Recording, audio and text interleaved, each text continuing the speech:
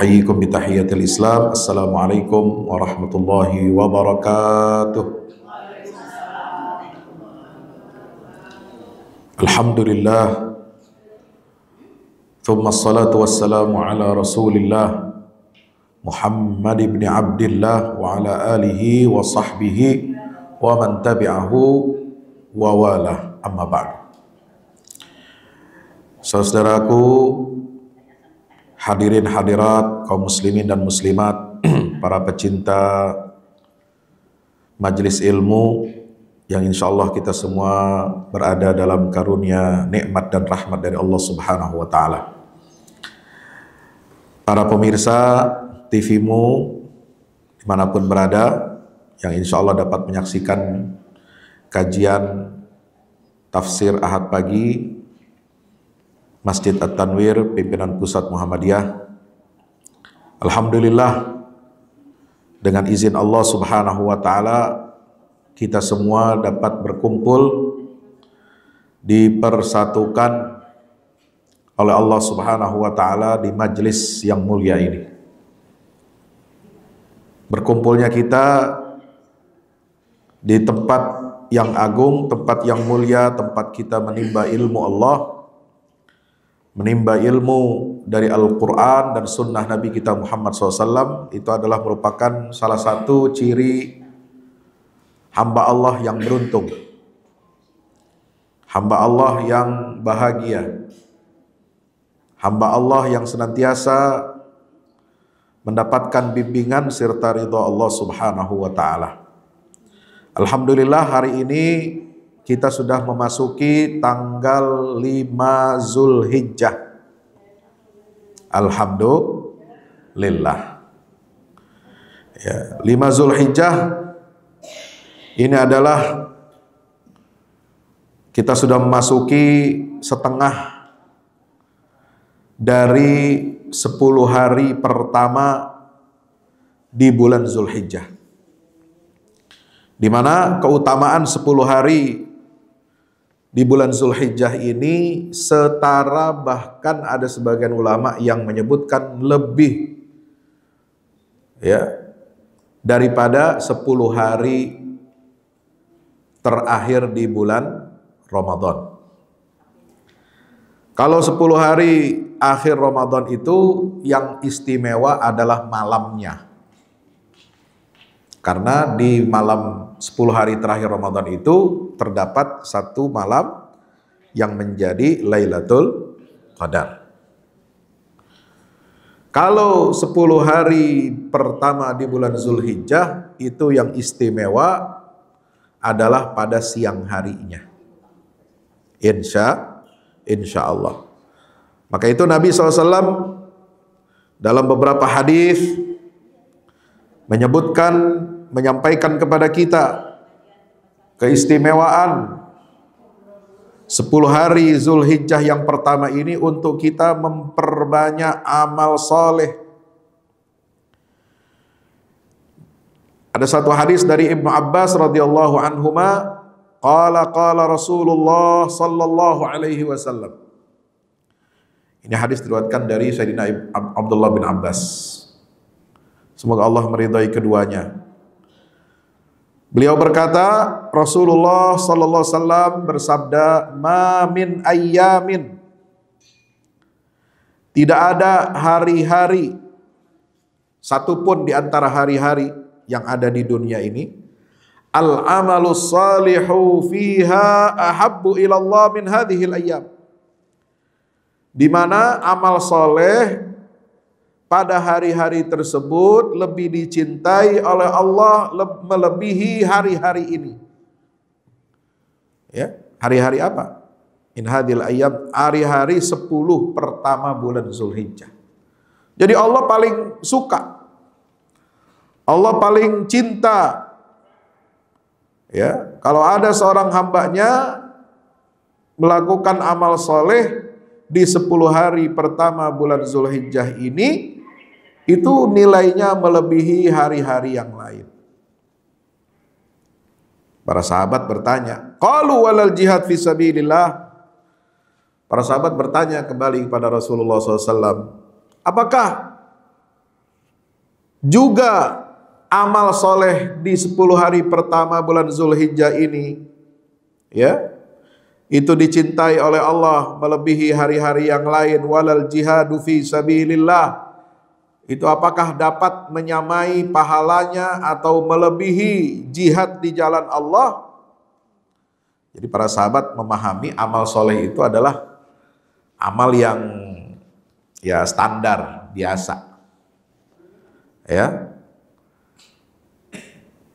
Dalam pandangan para sahabat, beliau, ya, mereka ini memandang bahwa tidak ada amal soleh yang lebih hebat daripada jihad di jalan Allah. Ya, seperti sekarang, ya, saudara-saudara kita umat muslimin di Gaza, di Palestina ini sedang berjihad di jalan Allah. Ya, jihad mempertahankan tanah airnya. Jihad berdiri tegak di atas tanah airnya dan tidak mau keluar, tidak mau dideportasi, tidak mau diusir dari negerinya meskipun mereka menghadapi apa? Siasat apa yang disebut dengan at-tajwi, pemiskinan, kelaparan, dibombardir, dihancurkan masa depannya, tanahnya, rumahnya, bahkan tidak sedikit, ya, jumlah korban itu lebih banyak anak-anak dan kaum perempuan. Kemarin kita menyaksikan berita, foto dan video di mana seorang ibu dokter, ya, mak-mak nih, kayak ibu-ibu begini, sedang praktek tugas di rumah sakit merawat korban luka-luka. Rumahnya dibom, dirudal oleh Israel, 9 anaknya meninggal. 9. Bayangin. Yang selamat cuma 2. Dalam satu waktu, ya, ini dokter kehilangan 9 orang anaknya. Coba bayangin. Ngelahirinnya kan capek, betul? Ngempaninnya capek nggak? Capek, 9. Ya, mana ada emak-emak sekarang di sini mau anaknya 9. Apalagi yang muda-muda. 2 aja capek. Kebanyakan. Pendidikan mahal. Apa-apa mahal. Jangan banyak anak-anak. Ya. Ya. Stres ngurusnya. Stres. Ya. Orang Palestina 9 biasa. Ya. Padahal mereka tidak lebih kaya daripada kita. Hidupnya pas-pasan. Ya. Kenapa? Ya, jihad fisabilillah ini luar biasa. Apakah pahalanya amal soleh di 10 hari pertama Zulhijjah ini sama dengan jihad fisabilillah ya Rasulullah?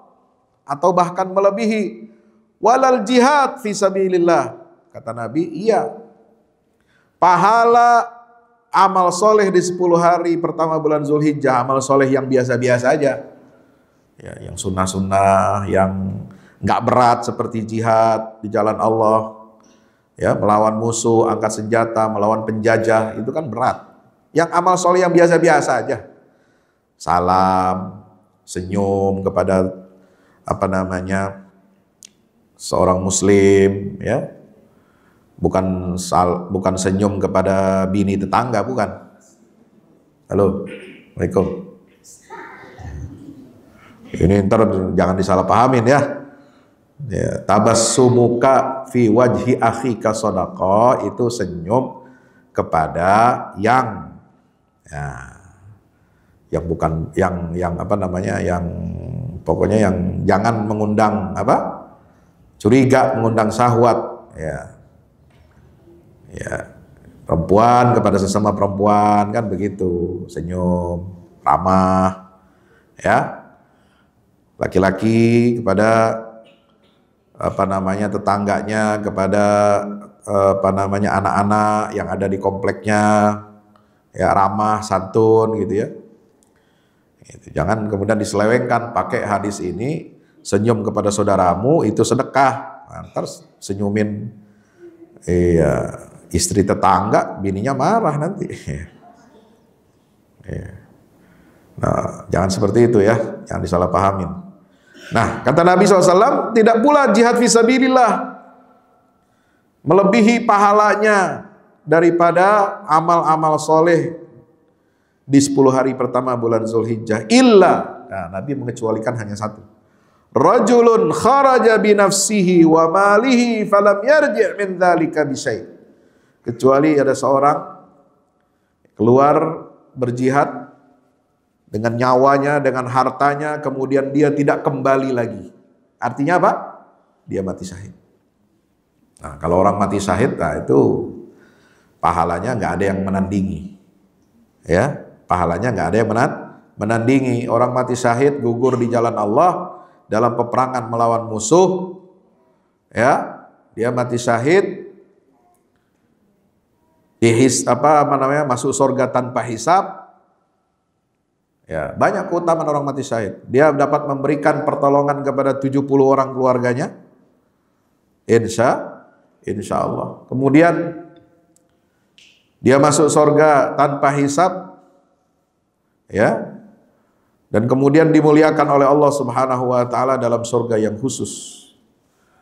Nah, itu pahalanya paling tinggi.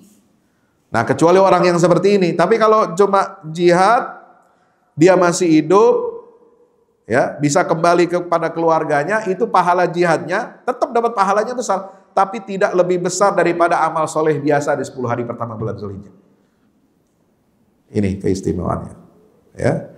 Maka itu jangan sepelekan 10 hari pertama ini. Kenapa? Ma min ayyamin dalam hadis Nabi, itu tadi hadis riwayat Bukhari, ya. Hadis riwayat Bukhari nomor 969. Dalam hadis Nabi SAW yang lain dari Imam Ahmad, ma min ayyamin a'zamu indallah wala ahabba ilaihi al-amalu fihinna min hadhil ayyamil 'ashr. Tidak ada hari-hari yang lebih agung di sisi Allah, tidak ada pula yang lebih dicintai olehnya amal soleh di dalam hari-hari tersebut, ya, melebihi pahala amal soleh di 10 hari pertama bulan Zulhijjah.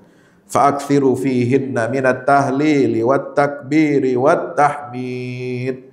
Maka perbanyaklah oleh kalian di hari-hari 10 Zulhijjah ini, 1 sampai 10, apa? Perbanyak apa? Tahlil.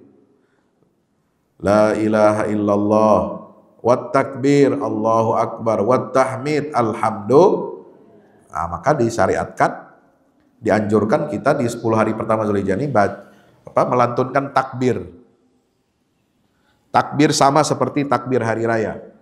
Allahu akbar, Allahu akbar, Allahu akbar. La ilaha illallah, Allahu akbar walillahil hamd. Itu yang model yang 3. Allahu akbar 3 kali. Ada yang 2, kalau Muhammadiyah pakai 2. Allahu akbar, Allahu akbar. La ilaha illallah, Allahu akbar, Allahu akbar walillahil hamd. Nah, ini kita 10 hari dari tanggal 1, ya, sampai tanggal 8 itu namanya takbir mutlak. Waktunya bebas kapan aja. Tidak ditentukan, ya. Kalau takbirnya hari Arafah sampai tanggal 10, sampai hari tasyrik tanggal 13, itu takbirnya yang disunnahkan, dianjurkan itu setiap selesai sholat fardu. Paham? Insya Allah. Itu mulai dari waktu zuhur hari Arafah, itu mulai takbir. Setiap habis sholat asar, habis sholat takbir. Sholat maghrib terus, isya, subuh terus sampai tanggal 13 Zulhijjah. Itu namanya takbir yang khusus, ya, hari Arafah sampai hari tasyrik. Tapi kalau dari tanggal 1 sampai tanggal 8, itu bebas waktunya, tidak harus setelah sholat fardu, kapan aja bebas. Makanya ada beberapa sahabat Nabi diriwayatkan, ya, pada hari pertama bulan Zulhijjah sampai tanggal 8 itu keliling keluar masuk kampung bertakbir. Mengingatkan orang untuk apa? Menghidupkan syiar di bulan Zulhijjah itu adalah hari-hari terbaik untuk kita beramal soleh, dan melantunkan takbir, tahmid dan tahlil kepada Allah Subhanahu wa taala. Dalam hadis yang lain riwayat Ibnu Hibban, Rasulullah SAW menyatakan afdalu ayyamid dunya ayyamul ashr. Hari-hari terbaik di dunia, di atas muka bumi ini, itu hanya 10 hari pertama di bulan Zulhijjah. Hari-hari terbaik. Ya, makanya kemarin saya, Masya Allah, ya kan libur ya, jalan ke Blok M. Udah lama saya nggak main ke Blok M. Ya gitu, mau ngopi sama istri kan gitu ya. Kita ke Blok M-nya dulu masih lama, dulu masih muda. Sekarang udah tua. Ya. Di jembatan MRT menghubungkan antara Blok M mallnya dengan Blok M Square, itu saya lihat ada billboard ya, iklannya banyak, tapi ada satu satu kesempatan itu ada billboard satu ditulis tulisan ya, lumayan itu ada berapa detik, 1 sampai 10 Zulhijjah adalah hari terbaik di semesta untuk ibadah. Nah, itu ada yang pasang iklan di situ, luar biasa. Alhamdulillah, supaya mengingatkan warga Jakarta, warga Indonesia, supaya kita memanfaatkan 10 hari pertama bulan Zulhijjah ini untuk memperbanyak ibadah kepada Allah Subhanahu wa taala. Alhamdulillah. Hadirin masyarakat rahmati Allah, dalam tafsir Ibnu Katsir, ya, kenapa istimewa 10 hari Zulhijjah ini? Karena ini ya, kita menapaktilasi, mengingat, mengenang perjuangan Nabi Ibrahim dalam berdakwah. Kemudian dari napaktilas itu lahirlah ibadah haji. Dari napaktilas itu lahirlah ibadah kurban. Ya. Maka disebutkan awal syariat ibadah kurban ini di mana? Ya, yaitu di dalam surat As-Saffat ayat 100 ya, 102 sampai 100 sampai 111. Falamma balagha ma'ahu as-sa'ya qala ya bunayya inni ara fil manami anni azbahuka fanzur madza tara. Qala ya abati if'al ma tu'mar satajiduni insyaallahu minas sabirin. Ya. Apa artinya? Ya, ketika Nabi Ibrahim ya, falamma balagha, ketika Nabi Ismail, ya sebelumnya itu kan lahir anak yang disebutkan dalam ayat sebelumnya, doa Nabi Ibrahim apa? Rabbi habli minas salihin. Ya Allah, berikan saya, anugerahi aku anak yang soleh. Fabasyarnahu bighulamin halim. Maka kami berikan kabar gembira kepada Ibrahim, dia akan mendapatkan seorang putra yang bijaksana, putra yang santun. Itulah Ismail alaihissalam. Falamma balagha mausa, setelah lahir, setelah dibesarkan, mencapai usia Ismail ini bisa berusaha, bekerja bersama ayahnya, siapa? Ibrahim. Anak ini yang sudah ditunggu lama sekian puluh tahun. Ya. Kemudian lahir dengan izin Allah. Doa Nabi Ibrahim gak putus-putus. Lama doanya. Ya, gak punya anak. Punya anaknya udah tua. Ya. Udah sepuh, ya. Lalu kemudian ketika lahir, kemudian dibesarkan ya oleh Nabi Allah Ismail alaihissalam. Peristiwa kelahirannya itu kan dicatat di dalam surah Ibrahim, ya, ayat berapa? 37 38. Rabbana inni askantu min dzurriyyati biwadin ghairi dzi zar'in 'inda baitikal muharram rabbana liyuqimus shalah. Ya Allah, Tuhan kami, sungguh aku menempatkan sebagian keturunanku biwadin, di tempat lembah yang tidak ada tanaman dan tumbuhan. Lembah yang tandus. Ya. Itu. Jadi Nabi bawa Hajar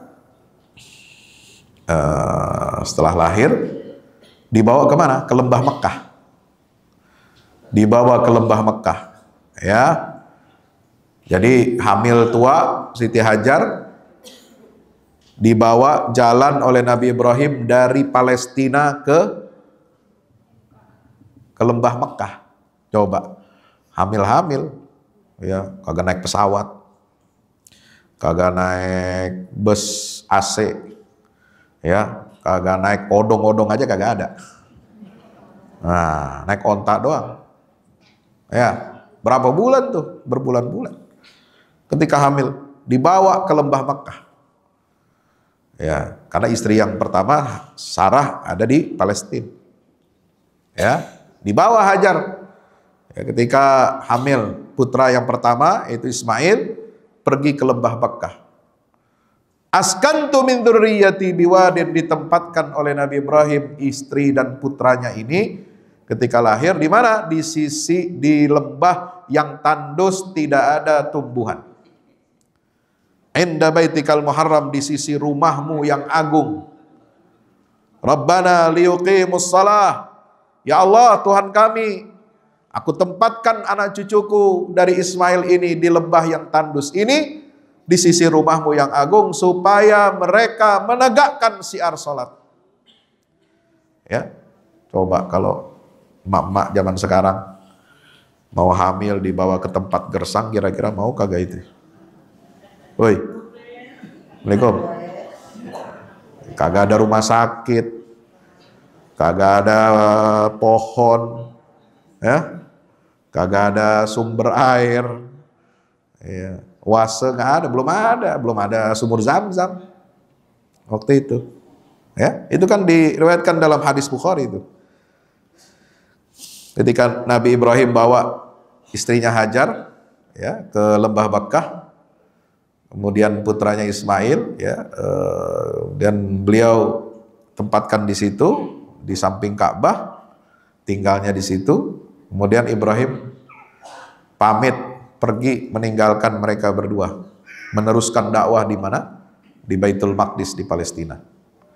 Ya, lalu istrinya bertanya, bingung ditinggalin sendirian sama anaknya. Hah? Ini kalau ada apa namanya pemangsa, ada hewan buas, ada bagaimana, ini bagaimana? Subhanallah. Maka dalam riwayat itu dikatakan, ya, wahai suamiku, Allahu amaraka bihadza. Wahai suamiku Ibrahim, apakah Allah yang telah perintahkan ini semua? Iya, kata Ibrahim. Ibrahim sampai nggak bisa nengok, ya, nggak bisa nengok, ya, bukan nggak bisa nengok karena salah urat lehernya, nggak bisa nengok, kagak tega ngelihatnya. Dia pandang ke depan aja, dia nggak lihat ke belakang anak istrinya. Iya, apa jawab istrinya? Idzan lan yudayyi'anallah. Kalau memang itu perintah Allah, kami ditempatkan di sisi rumahnya, di lembah yang tandus, di lembah yang tidak ada tumbuhan, maka aku yakin Allah tidak akan menyia-nyiakan kami. Luar biasa. Itu keyakinan seorang istri yang salehah. Ya, bekal mah dikasih bekal, cuma walaupun ada duit mau beli apaan? Lembah tandus. Ya, jangan bayangkan lembah tandus Mekah seperti sekarang, dikit-dikit 5 real. Ya, mau beli buah-buahan apa aja ada, mau beli pakaian apa aja ada, mau beli makanan, mulai dari makanan Indonesia, bakmi, bakso, gado-gado ada, rendang ada. Ya, makanan Arab, Bangladesh, makanan Afghanistan, macam-macam, nasi ada semua. Ya, zaman sekarang, zaman dulu mana ada yang jualan? Kalaupun dikasih bekal duit, mau beli apaan? Mau dipakai buat apa?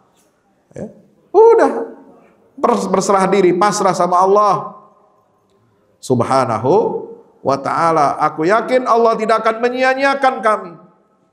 Ya. Dan setelah itu terjadilah, ya, peristiwa yang menyayat hati kita riwayat bagaimana Ismail ini kehausan. Bayi yang masih merah, perlu disusui, sementara nggak ada air minum. Bagaimana seorang ibu nutrisinya bagus, bisa mengeluarkan air susu yang baik, kalau dia kekurangan nutrisi? Kan bingung. Akhirnya dia jalan, cari air. Jalan, naik ke Bukit Sofa, lihat dari ketinggian, mana air? Nggak ada. Oh itu ada, ya, ternyata cuma ya, kelihatannya seperti air.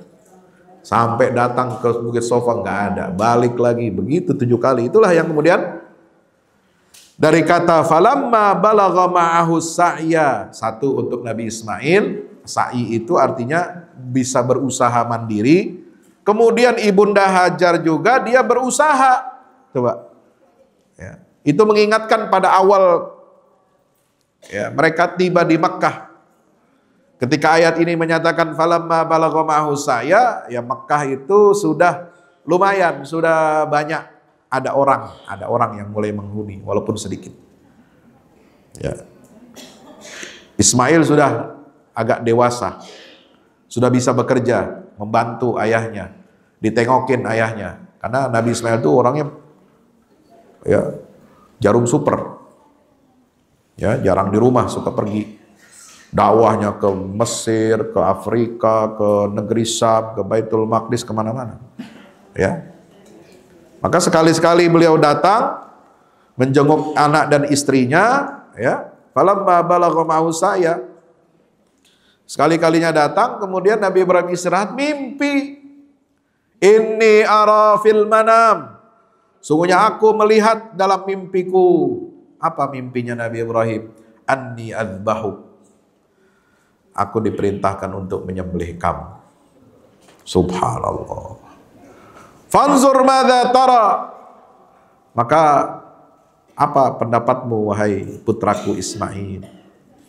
Ya, ini anak dinanti-nantikan kehadirannya, kelahirannya, setelah besar, setelah bisa mandiri berusaha, ya, diharapkan bisa meneruskan estafet perjuangan bapaknya. Coba bayangin, ya, seorang ibu, seorang bapak punya anak, lama nggak dikaruniakan anak, lahir anak, kemudian diharapkan bisa meneruskan, ya, membantu orang tuanya. Kira-kira bagaimana itu? Ya, Nabi Ibrahim sudah bersiap-siap mengkader putranya, menyiapkan putranya untuk berdakwah di jalan Allah Subhanahu wa taala. Ya, ternyata datang perintah Allah, anni adzbahuka fanzur madza tara. Ya. Rupanya menurut riwayat, ya, dalam riwayat itu dikatakan Nabi Ibrahim dulu pernah bernazar. Nabi Ibrahim ini orang kaya, orang yang punya banyak peternakan. Ya. Dan saking kayanya Nabi Ibrahim punya banyak ternak, itu setiap tamu yang datang ketemu beliau itu selalu disuguhi apa? Dipotongin kambing, dipotongin unta. Ya. Itu terkenal. Mulai dari mana? Di Palestina, di Baitul Maqdis. Ya. Maka ketika ada tamu malaikat datang ke tempat beliau berupa wujud manusia, ingin melewati Baitul Maqdis, menuju mana? Menuju negeri Sodom, tempat Nabi Lut berdakwah kepada kaumnya, membawa perintah dari Allah untuk bawa azab buat kaum negeri Sodom. Kan mampir dulu tuh malaikat ke rumahnya Nabi Ibrahim di Palestina. Ya. Maka kemudian apa? Nabi Ibrahim siapkan makanan, hidangan yang paling enak. Dia tinggal potong domba, dihidangkan. Faja'u bi'ijlin samin, dengan domba yang sangat besar, gemuk, untuk makan. Nah itu kebiasaan Nabi Ibrahim tuh selalu beri makan. Ya, makanannya domba mewah, kambing guling. Ya, jangan dikiaskan dengan makan bergizi gratis. Jauh. Ya mohon maaf, ya walaupun katanya sama, Nabi Ibrahim suka ngasih makan, ya nggak apa-apa, pemerintah memang harus kasih makan rakyatnya, tapi jangan terlalu ngebandingkan.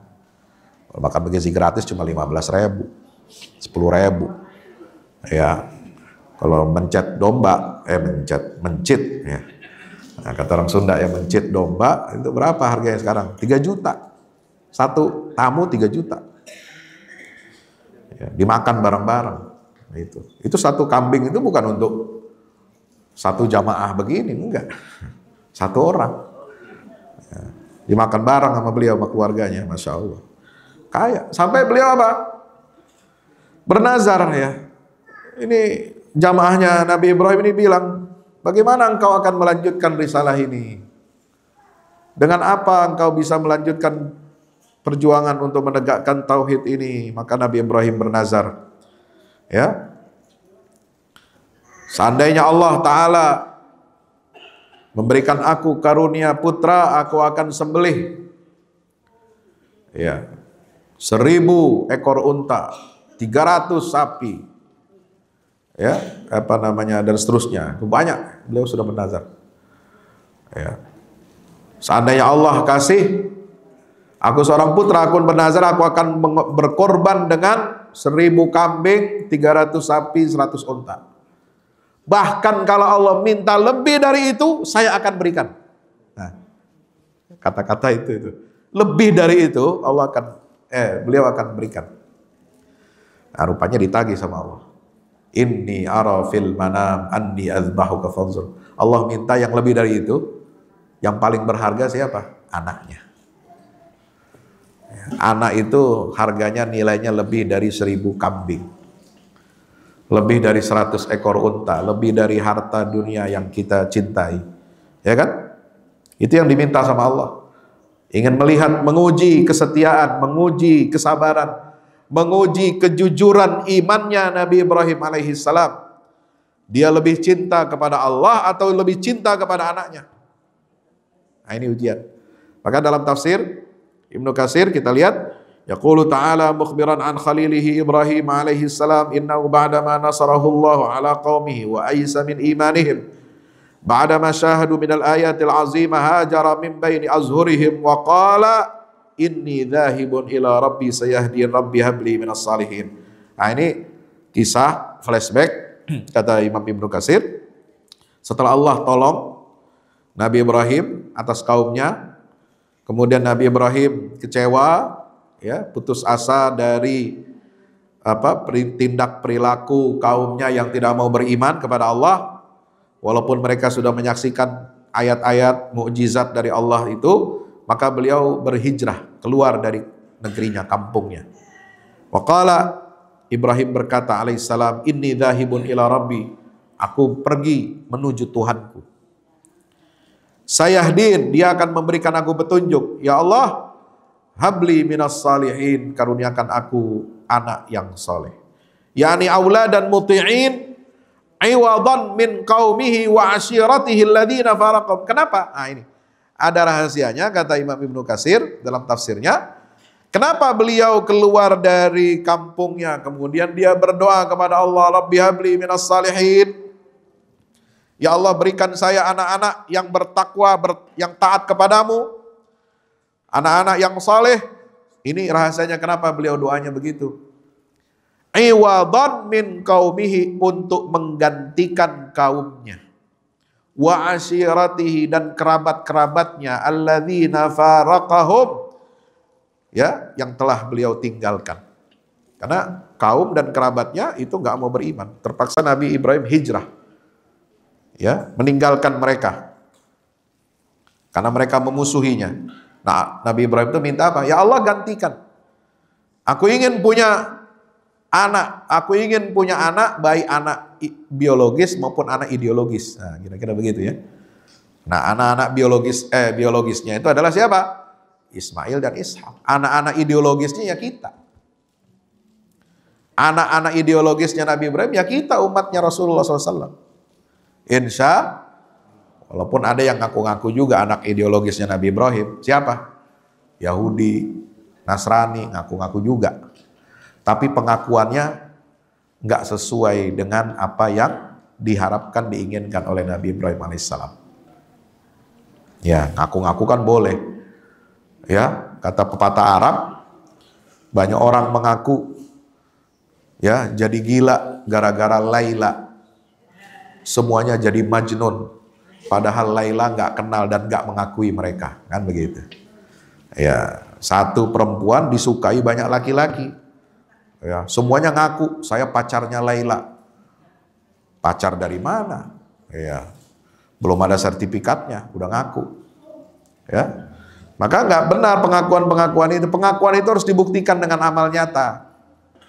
Ngaku keturunan the son of Abraham, putranya Abraham, Ibrahim. Ibrahim itu nama lainnya Abraham dalam bahasa Ibrani, Yahudi.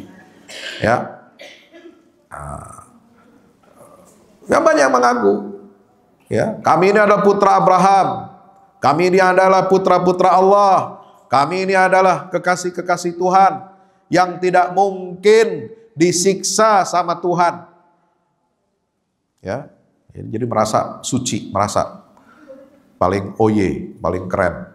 Nah, makanya dia Yahudi ini suka mengecilkan, suka membantai ya orang-orang bangsa-bangsa di luar Yahudi. Nah, karena mereka memandang, karena apa? Ajarannya yang sudah diselewengkan dari asli kitab Taurat, yang asli itu memandang bangsa lain di dunia ini menjadi budaknya mereka.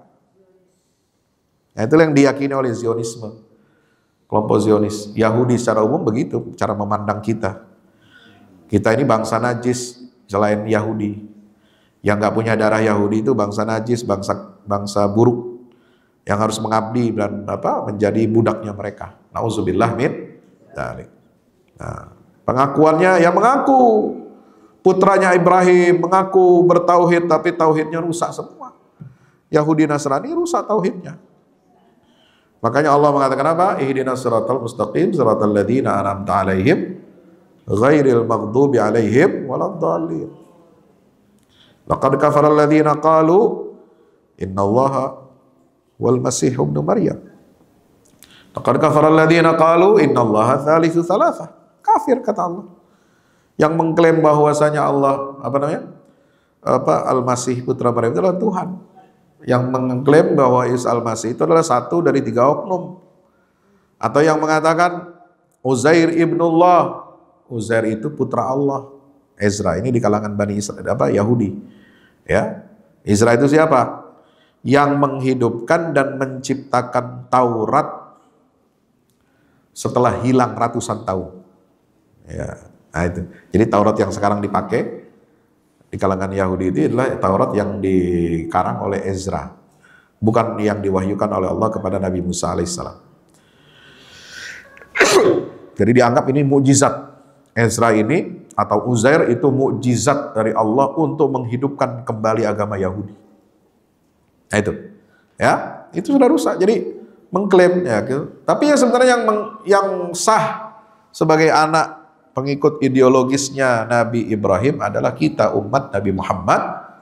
Apa dalilnya? Al-Quran yang menegaskan. Ya, inna awlan nasi bi Ibrahim lalladzina taba'uhu wa hadzan nabiyyu walladzina amanu. Surat Ali Imran. Ya, ayat berapa? 68. Ya, orang yang paling berhak untuk menisbatkan dirinya kepada Nabi Ibrahim itu siapa? Yang paling berhak dicintai dan diakui oleh Nabi Ibrahim itu siapa? Inna aulan nasi bi Ibrahim alladzina tabu, mereka orang-orang yang mengikuti garisnya Nabi Ibrahim, millahnya Ibrahim. Millah Ibrahim itu apa? Hanifan muslimah, Islam. Yang tunduk, pasrah, patuh kepada Allah, mengesahkan Allah satu-satunya, tidak ada selain Allah sebagai sekutu. Ya, hanya Allah saja yang kita sembah, itu ajaran Nabi Ibrahim alaihissalam. Ya, bukan menyembah macam-macam, bukan menyembah batu, bukan menyembah oknum, bukan menyembah macam-macam. Ya, hanya Allah saja. Itulah ajaran Nabi Ibrahim. Ya, wahadzan nabi, dan ini nabi. Nabi ini yaitu siapa? Nabi Muhammad SAW. Itu yang paling berhak dengan ajarannya Nabi Ibrahim. Walladzina amanu, dan orang-orang yang beriman kepada Nabi Muhammad sallallahu alaihi wasallam. Maka kitalah pewaris ajaran Nabi Ibrahim alaihissalam. Pewaris ajaran Nabi Ibrahim, cirinya itu ada pada haji dan kurban. Ya, itu semua amalan Nabi Ibrahim, Hajar dan Ismail, itu yang mewariskan itu cuma kita.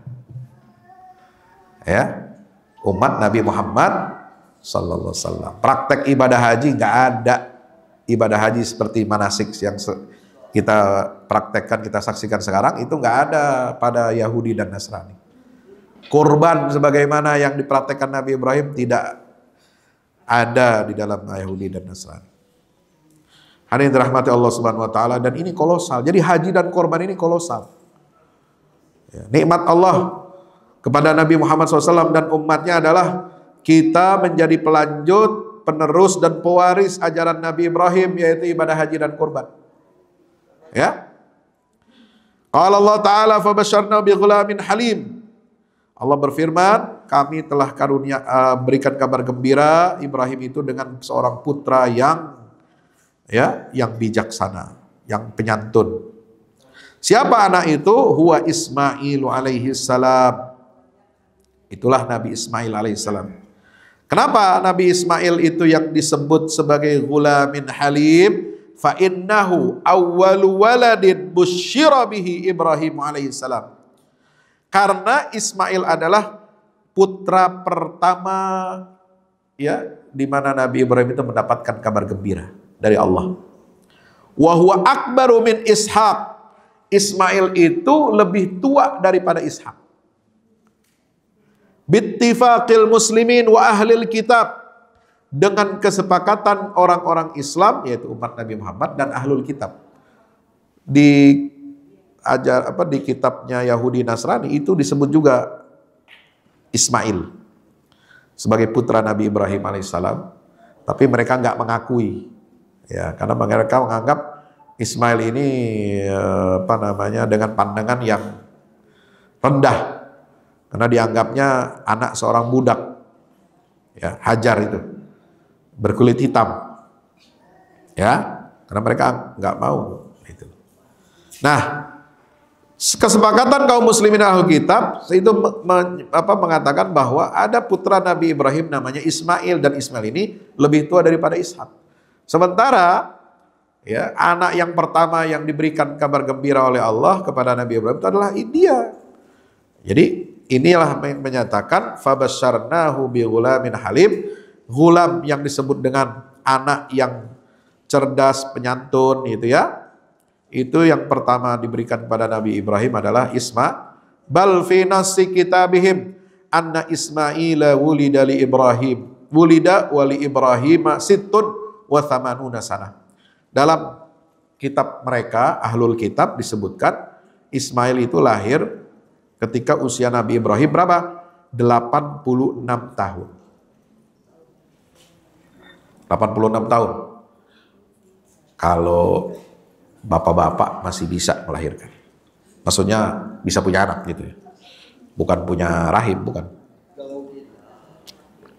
86 tahun masih bisa, Pak. Oh, banyak. Buktinya kalau istrinya muda.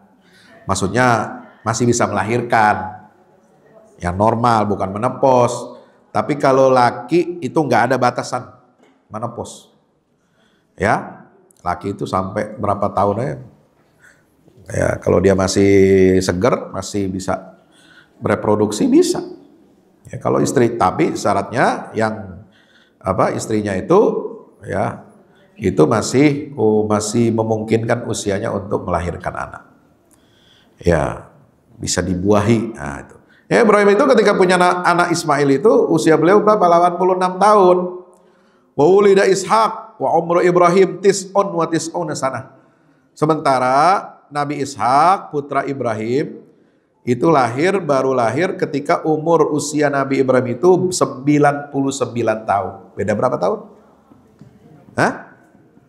Beda berapa? 4 tambah 9 berapa? 13 tahun beda. Ya, ingat ya. 13 tahun beda umur Ismail dengan Ishak. Ismail lahir ketika umur Nabi Ibrahim 86, Ishak lahir ketika umur Nabi Ibrahim 99. Wa indahum, menurut ahlul kitab, anallah ta'ala amara Ibrahim an yadhbaha ibnahu wahidahu. Ya, menurut ahlul kitab, sungguhnya Allah perintahkan Nabi Ibrahim untuk menyembelih putranya satu-satunya pada saat itu. Nah, pada saat itu satu-satunya putra adalah Ismail, karena Ishak belum lahir. Nah, jadi kan begini, ahlul kitab, orang Yahudi mengatakan, mengklaim bahwa yang disembelih oleh Ibrahim itu adalah Ishak. Ya, itu yang sering disampaikan oleh misionaris, ya, yang sering dijadikan syubhat oleh orang-orang yang mendukung Yahudi, bilang itu syariat kurban itu dari Nabi Ishak katanya. Padahal itu Nabi Ismail. Ya, nah ini hujahnya, pembuktiannya lengkap di dalam tafsir Ibnu Katsir. Ini bukti sejarah bahwasanya yang disembelih oleh Nabi Ibrahim atas perintah Allah itu siapa? Ismail, karena waktu itu satu-satunya anak yang dimiliki oleh Nabi Ibrahim adalah Ismail. Perintah pertama untuk menyembelih anak ketika Nabi Ibrahim sedang tidak punya anak sama sekali, itulah Nabi Ismail. Jadi klaim orang Yahudi bahwa anak yang disembelih adalah Ishak itu runtuh, terbantahkan. Kenapa? Karena Ishak itu orang putra kedua. Semua sepakat bahwa di dalam kitabnya Yahudi dan Nasrani disebutkan Nabi Ibrahim itu punya anak dua. Yang pertama yang lebih tua adalah Ismail, yang lebih muda namanya Ishak. Nah, perintah Allah untuk menyembelih putranya itu cuma sekali. Allah nggak perintah dua kali. Dan perintah satu-satunya Allah perintah Ibrahim menyembelih putranya itu ketika anak pertama. Ya, ketika itu Nabi Ibrahim belum punya anak lain. Ya. Faqhamuha huna kadziban wa buhtanan Ishak. Nah ini Imam Ibnu Katsir mengatakan apa? Mereka ahlul kitab, ya, itu mereka sengaja menyusupkan di dalam tafsir Al-Quran secara dusta dan bohong bahwasanya yang dimaksud dengan anak di sini adalah Nabi Ishak. Tuh, hati-hati. Jadi belajar tafsir Al-Quran jangan sampai kita ngambil ilmu dari Yahudi. Ya.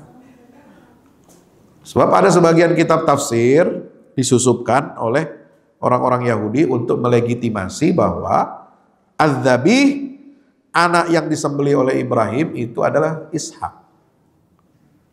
Ada sebagian kitab tafsir itu disusupkan. Ya, wala yajuzu hadza, kata Ibnu Katsir, tidak boleh. Tidak benar pendapat itu, li'annahu mukhalifun linassi kitabihim, karena itu bertentangan dengan teks yang ada di dalam Taurat ataupun Injil. Wa innama aqhamu Ishaq li'annahu abu. Nah, sementara ahlul kitab terutama Yahudi, ya, memaksakan Nabi Ishak itu sebagai putra yang disembelih oleh Ibrahim itu semata-mata kenapa? Karena gengsi. Karena pride, kebanggaan. Li'annahu abuhum, karena Ishak adalah bapak moyangnya Yahudi. Karena Ishak inilah yang melahirkan Nabi Yakub. Yakub itu bergelar Israel. Israel itu artinya hamba Allah. Abdullah. Nah, kalau Abdullah dalam bahasa Arab. Kalau bahasa Ibraninya, bahasa Israelnya Israel.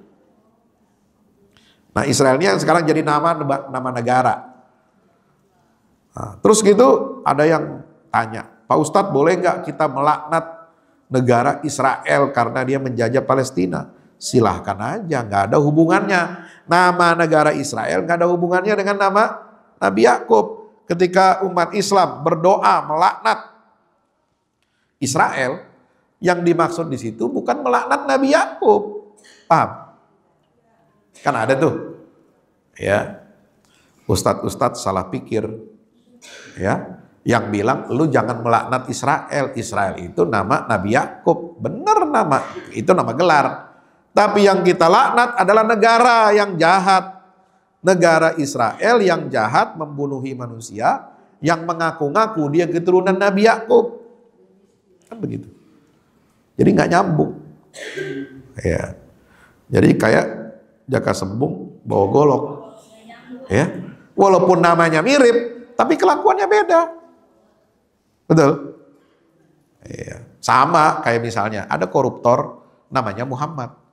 Kira-kira kalau kita caci dia, jelek-jelekin dia, apakah kita dianggap mencela nama Nabi Muhammad? Kan enggak. Cuma kesamaan nama. Betul?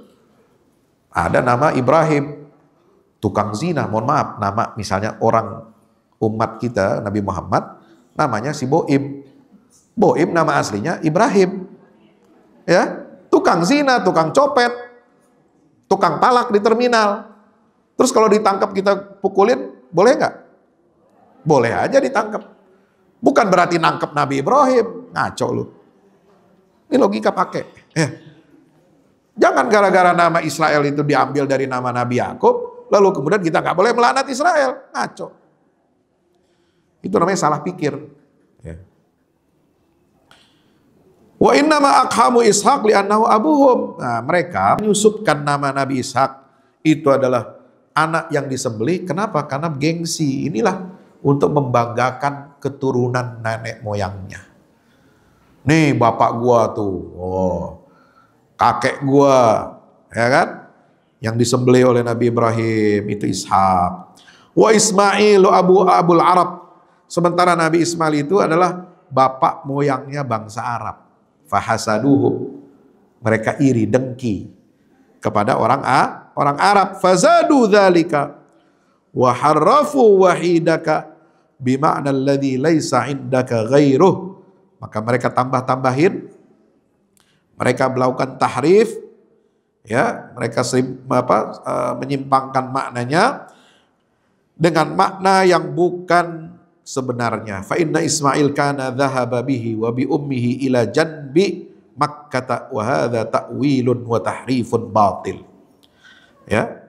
Karena menurut mereka Ismail itu pergi bersama ayahnya, Ibrahim itu pergi bersama Ismail dan ibunya itu kemana? Ila jambi Makkah, ke wilayah yang ada di sisi Mekah, bukan di Mekahnya itu sendiri. Nah, ini cara mereka apa? Mentahrif tafsir, menyimpangkan tafsir. Wa hadza ta'wilun wa tahrifun batil. Nah, ini adalah kata Imam Ibnu Katsir, takwil dan penyimpangan makna yang batil. Fa innahu la yuqal wahidun illa liman laisa lahu ghairu. Tidak dah disebut seorang itu anak tunggal kecuali bagi orang yang tidak ada anak selain dia. Nah, itu namanya anak tunggal, ya kan? Kalau ada anak tunggal, disebutnya anak tunggal, tapi dia ternyata punya saudara jauh, ya, anak bapaknya, ya, kemudian mungkin dititipkan ke panti asuhan, ya, pada saudara kandung. Nah, setelah itu ketemu, ya, nanti itu setelah dibuktikan bahwa ini anak bapaknya, berarti dia bukan lagi disebut anak tunggal. Ya, berarti dia punya saudara kandung. Gitu ya. Nah, ketika itu wahid, ya, dia cuma putra satu-satunya Nabi Ibrahim alaihissalam. Wa aidan fa inna awwala waladin lahu ma'azzatun ma laysa liman ba'dahu minal aulad fal amru bi dzabhihi ablaghu fil ibtila wal ikhtibar. Ya, karena anak pertama yang diberikan kepada Nabi Ibrahim itu memiliki keistimewaan yang tidak dimiliki oleh anak-anak atau putra setelahnya. Kenapa?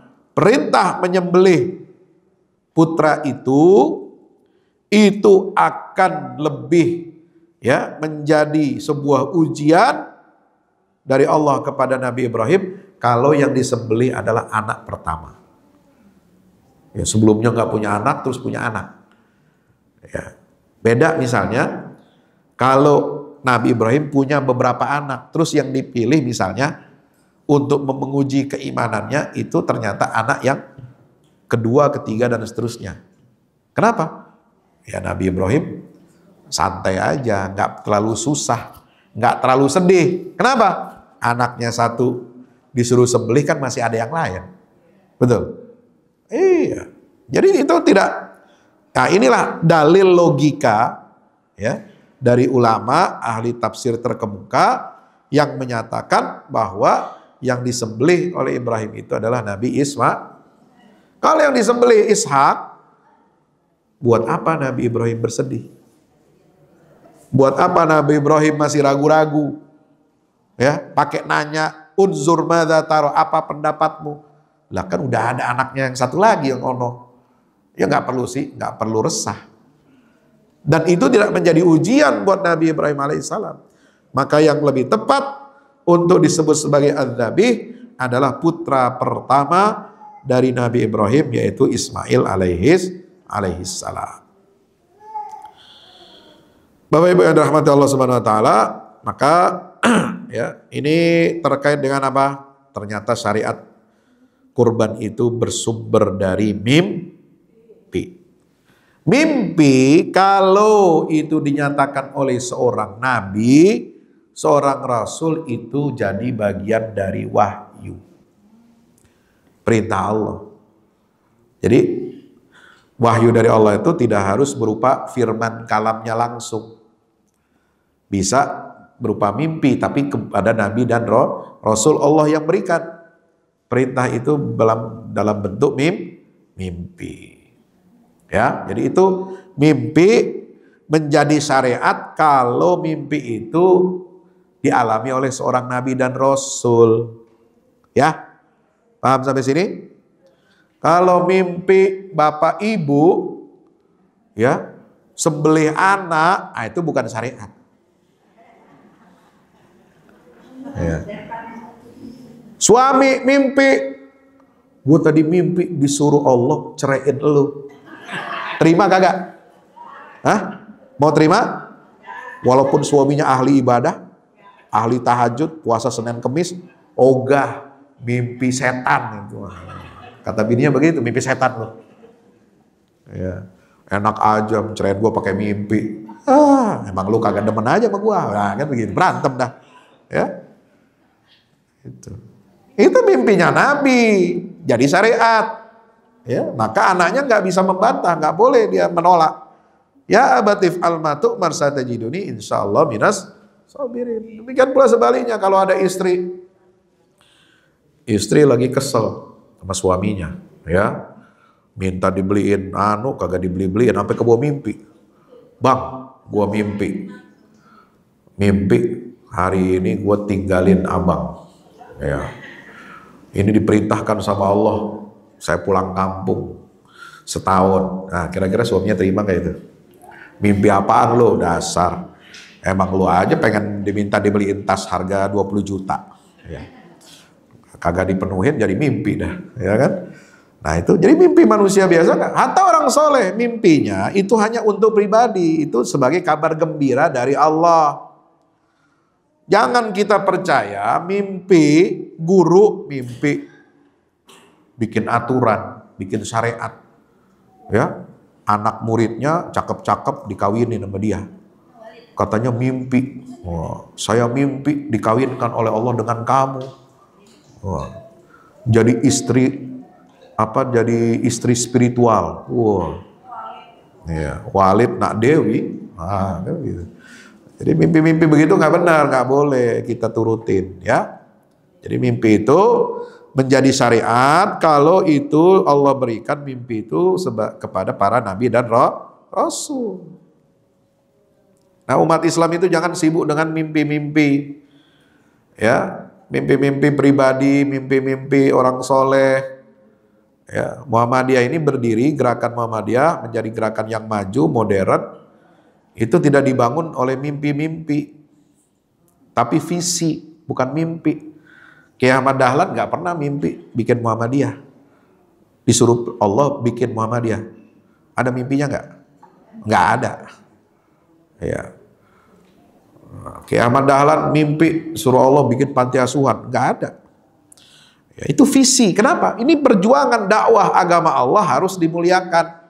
Maka melihat fakir miskin, melihat anak terlantar, melihat orang Islam ini bodoh, nggak punya ilmu, ya dibangun sekolah, dibangun panti asuhan. Ya, perhatian kepada dunia pendidikan, kesehatan, ekonomi umat dan sebagainya untuk apa? Izzul Islam wal muslimin. Nggak pakai sibuk kita menafsirkan mimpi-mimpi Ki Ahmad Dahlan. Ya, nah itu. Jadi atau mimpi, oh saya dikasih amalan begini sama Nabi. Waduh, amalan apa? Nabi kan udah ada sunnahnya ngajarin kita sepuasa Senin Kemis, baca zikir ini. Ya nggak perlu mimpi-mimpi lagi, diajarin khusus. Ya terbaca anu, ya umat Islam kalau sibuk ngurusin mimpi baca anu ya nggak bekerja nanti. Ya, padahal ibadah sudah jelas diterangkan. Ya, ibadah kita yang mahdoh jelas dalam Al-Quran, dalam hadis Nabi SAW. Nggak perlu pakai mimpi-mimpi lagi menjalankan ibadah. Ya, nggak perlu tambah-tambahin syariat. Ya, dengan mimpi-mimpi daripada guru, daripada ulama. Ya, kalau mimpi yang baik semua dapat mimpi yang baik. Misalnya ada mimpi kita dapat rezeki, alhamdulillah. Tapi itu bukan syariat. Ya, harus begini-begini, enggak. Ya. Ulama yang soleh punya mimpi, iya bisa jadi. Mungkin mimpi ketemu Nabi, bisa, bagus, luar biasa. Karena setan nggak bisa, ya, mempengaruhi seorang, ya, menjadi wujud seperti Nabi. Setan nggak bisa. Jadi kalau seorang bermimpi ketemu Rasulullah, itu pasti Rasulullah yang ya itu mimpinya Rasulullah. Ya, Rasul yang sendiri yang menemui dia. Tapi mimpinya orang soleh tidak mungkin dan tidak boleh untuk menambah-nambah syariatnya umat Nabi Muhammad. Karena yang berhak memberikan syariat adalah Allah dan Rasulullah. Dan Rasulullah sudah memberikan syariat itu sempurna. Ya, atas wahyu Allah. Syariat itu, wahyu itu sudah sempurna, sudah selesai dengan wafatnya baginda Rasul. Al-yauma akmaltu lakum dinakum, sudah disempurnakan. Pada hari Arafah, Nabi Haji Wada, Allah sudah menyatakan, aku telah sempurnakan untuk kamu agama Islam. Syariat Islam sempurna. Nggak ada syariat yang belum ditunaikan, belum disampaikan oleh Nabi kepada umatnya. Nggak ada. Semua sudah. Maka tidak mungkin Nabi memberi syariat baru melalui mimpinya orang soleh. Nggak mungkin. Paham sampai sini? Insya. Makanya kalau ada yang ngaku-ngaku, ya, apakah ulama, apakah orang soleh, apakah siapa, ngaku-ngaku, saya baru dapat mimpi. Kalian harus amalkan syariat ini. Ah, itu nggak benar itu mimpinya. Karena Nabi sudah selesai menyampaikan wahyu dan risalah syariat dalam keadaan beliau masih hidup. Insya Allah. Maka Rasulullah SAW bersabda dalam hadis riwayat Ibnu Abi Hatim, ya, apa kata Nabi SAW? Ru'yal anbiya fil manami wahyun. Ya, mimpinya para nabi ketika dia tidur itu adalah salah satu bentuk wahyu dari Allah Subhanahu wa Ta'ala. Ya, nah, tapi itu berlaku untuk hanya pada nabi dan Rasul, insya Allah. Baik, demikian yang dapat kami sampaikan, mudah-mudahan bermanfaat. Mari sekali lagi, ya, kita persiapkan diri kita untuk menyambut, ya, hari-hari terbaik 10 Zulhijjah.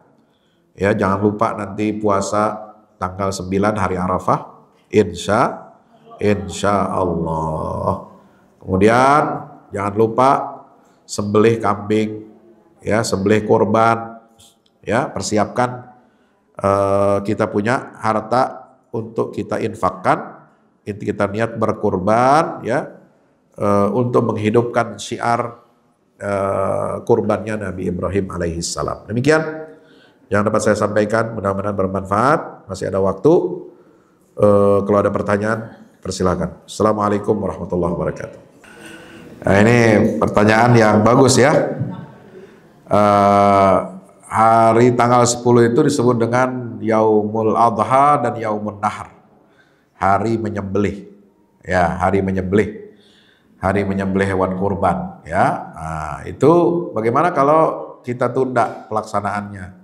Sebenarnya dalam hukum, ya, hukum fikih syariat membolehkan. Itu sampai tanggal 13 Zulhijjah. Ya, itu masih disebut Yaumun Nahar juga sebenarnya. Jadi perpanjangan Yaumun Nahar itu ada pada 11, 12, 13 Zulhijjah. Itu kalau tidak salah disebutkan dalam hadis istilah Yaumun Nahar wal Qar. Itu termasuk hari mabit di Mina, itu disebut Yaumun Nahar wal Qar. Dalam hadis yang saya baca. Ya, jadi sehingga dengan hadis itu para ulama menyimpulkan bahwa penundaan penyembelihan hewan kurban itu boleh, ya, waktunya agak panjang, diperpanjang sampai 13 Zulhijjah, sampai hari Tasyrik. Ya, memang populernya hari itu disebut hari Tasyrik, tapi dalam hadis Nabi juga disebutkan Yaumun Nahar wal Qar. Ya, itu termasuk mabit di Mina 3 hari itu termasuk hari nahar juga, bagian dari hari nahar. Jadi sembelih hari penyembelihan itu waktunya lebih panjang, tidak harus tanggal 10, insya Allah. Karena kalau tanggal 10, ya, terutama bagi masjid atau lembaga yang menyembelihnya banyak, ya, banyak ekornya, itu tidak mungkin dalam 1 hari. Ya, dia bisa berhari-hari, bisa makan waktu. Jadi nggak masalah. Ya, apalagi penyembelihan di tanah haram, ya berapa ratus ribu kambing yang disembelih, itu agak berat kalau hanya dibatasi dalam satu hari. Jadi kita ikut, ya, ke lapangan dan keluasan waktu dalam penyembelihan hewan kurban. Wallahu a'lam bishawab. Kan riwayat takbir itu ada 2 versi.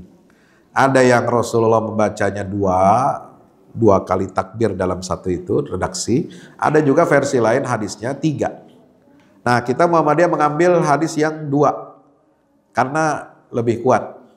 Ya, sama-sama kuat. Ada pijakannya, dalilnya, tapi yang namanya kalau satu masalah kemudian ada 2 keterangan hadis, nah itu kan kita harus membandingkan mana yang kita ambil, mana yang mau kita pakai, yang lebih arjah, lebih kuat. Ya, bukan berarti yang satu itu dianggap lemah atau tidak sunnah. Tetap mereka itu menganggapnya sunnah, kita menganggapnya sunnah juga. Tapi yang riwayat 2, ya, takbir itu yang menurut kita lebih kuat. Itu aja bedanya. Ya, hadisnya beda. Perawinya beda. Ya. Nah, untuk keterangan rincinya itu ada di buku tentang panduan hari raya, ya, di Majelis Tarji ada bukunya PP Muhammadiyah. Nah, itu bisa dicek riwayat hadisnya di situ. Jadi berdasarkan hadis, bukan karena keinginan kita pengennya 2, enggak. Ya. Hanya kita mentarjih bahwa hadis yang 2 takbir itu lebih kuat daripada yang takbirnya 3. Ya, nggak masalah. Yang lain kalau mau baca 3, ya benar. Ya, kita nggak usah nyalah-nyalahin dia, gitu. Ya, yang baca 3 jangan nyalah-nyalahin yang 2. Ya, karena menurut kita lebih kuat yang 2. Begitu aja. Oh, bertanya, ya bagus.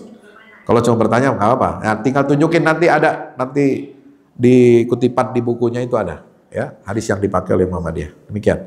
Ya, ini hal-hal yang praktis, ya, yang di tengah masyarakat.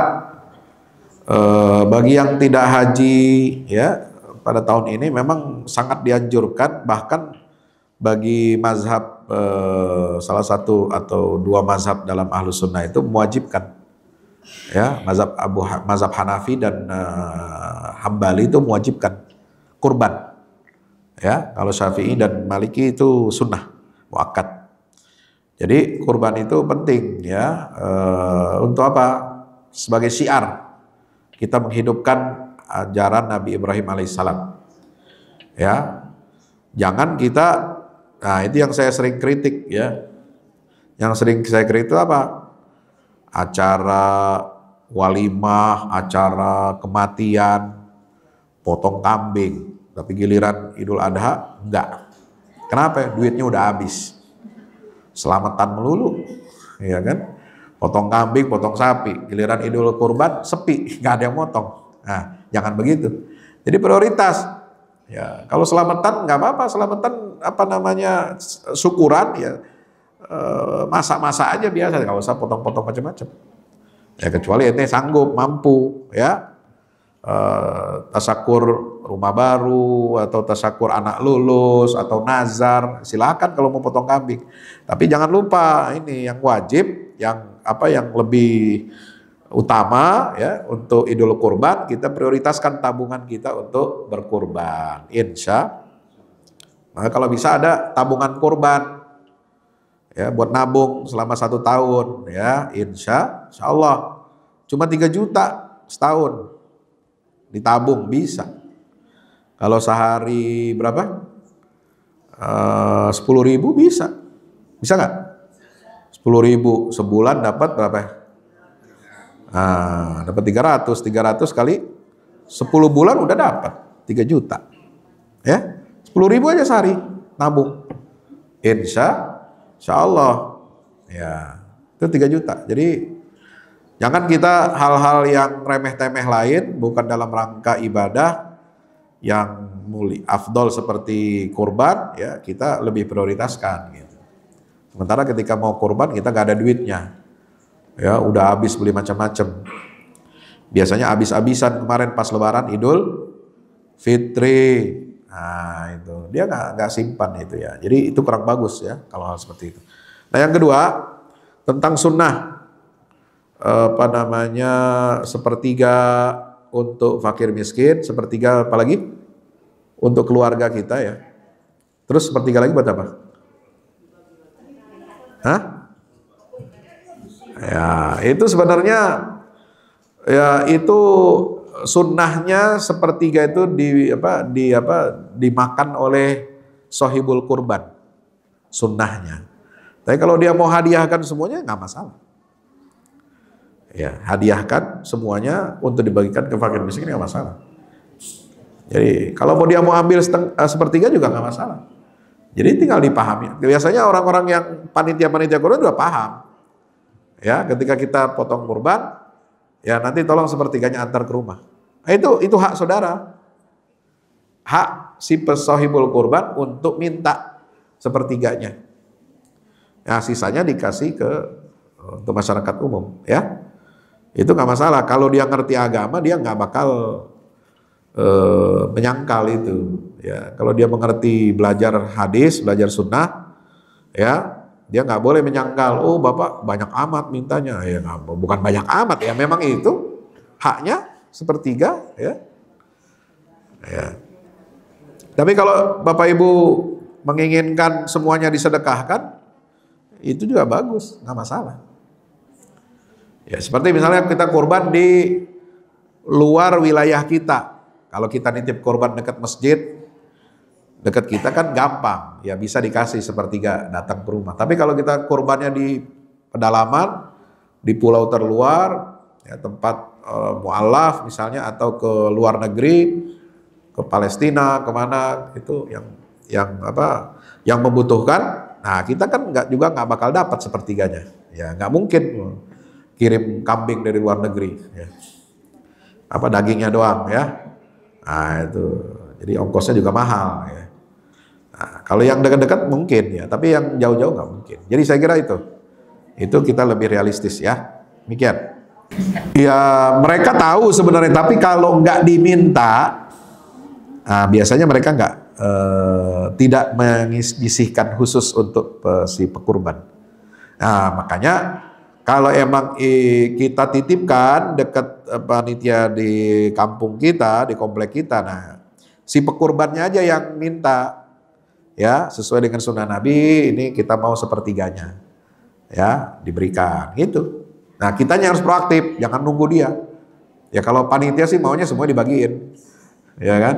Tapi kita juga boleh meminta berhak untuk sepertiga itu.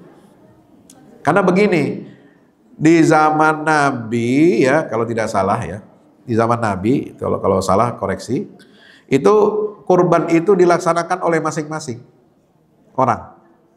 Ya, kurban itu dulu kagak ada panitia. Paham?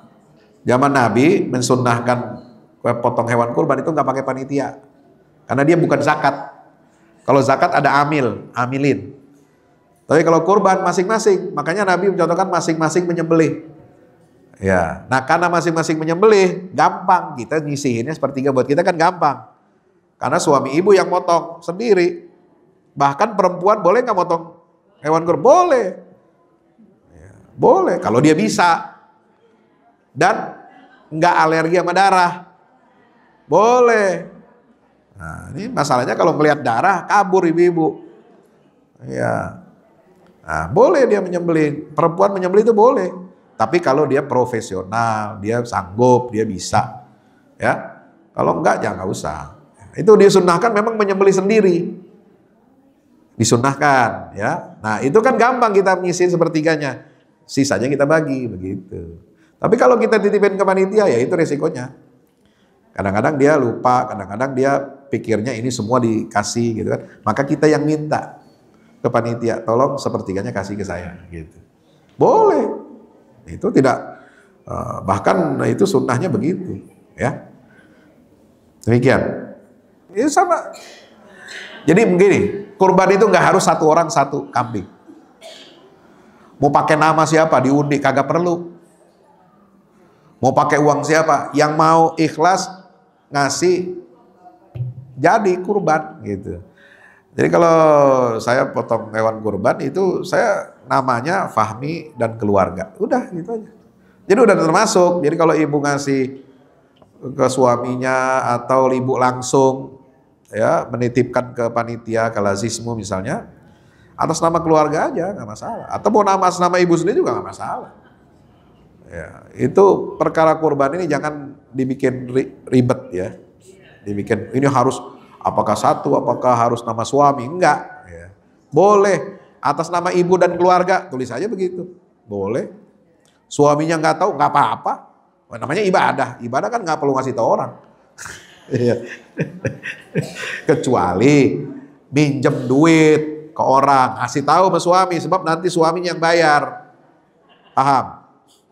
Iya, utang istri, utang suami Pak. Betul. Kalau utang suami, bayar lu sendiri katanya. Ya kan? Ya, demikian. Baik, syariat ibadah kurban ini adalah syariat yang sudah lama ya diperintahkan dalam ajaran agama tauhid yang dibawa oleh Nabi Ibrahim alaihissalam. Kita tugasnya melanjutkan, melestarikan ya dan menyebarkan manfaatnya untuk seluruh umat manusia. Dan dimensi kurban ini bukan hanya ibadah, tapi juga ada dimensi ekonomi. Ya, untuk memberdayakan ekonomi umat, berapa banyak kambing, jutaan kambing yang dibutuhkan untuk kurban setiap tahunnya. Nah, itu ada potensi bisnis, ada potensi ibadah, ada potensi pemberdayaan ekonomi umat. Maka umat Islam ya jangan kita kurbannya beli kambing sama orang lain. Iya. Ini kan ladang bisnis sekarang. Wah, gara-gara banyak yang butuhkan daging kurban, ya nggak sedikit loh. Ya bahkan ada, mohon maaf ya, bukannya nggak boleh ya, non Muslim bisnis jual beli kambing gitu, sapi ya, karena kan menguntungkan setiap tahun ada jelas itu. Bahkan sekarang ada, ya mohon maaf kata ini jangan nggak usah masuk TV-mu lah ya. Nah, travel haji. Yang haji orang Islam, bayar duit. Yang punya non-Muslim, ada sekarang. Operatornya ya orang Islam. Direkturnya, manajernya orang Islam. Tapi yang punya Muslim. Ada. Bisnis. Boleh nggak mereka? Boleh, legal. Negara nggak boleh menghalangi. Cuma kita aja yang sadar. Harus tahu nih siapa yang punya. Gitu. Ya, gitu ya. Nah, saya kira itu. Jadi, dimensinya luas. Ada ibadah, ada ekonomi, ada silaturahim, macam-macam, semua kita harus niatkan ikhlas karena Allah Subhanahu wa taala. Demikian, wallahu a'lam.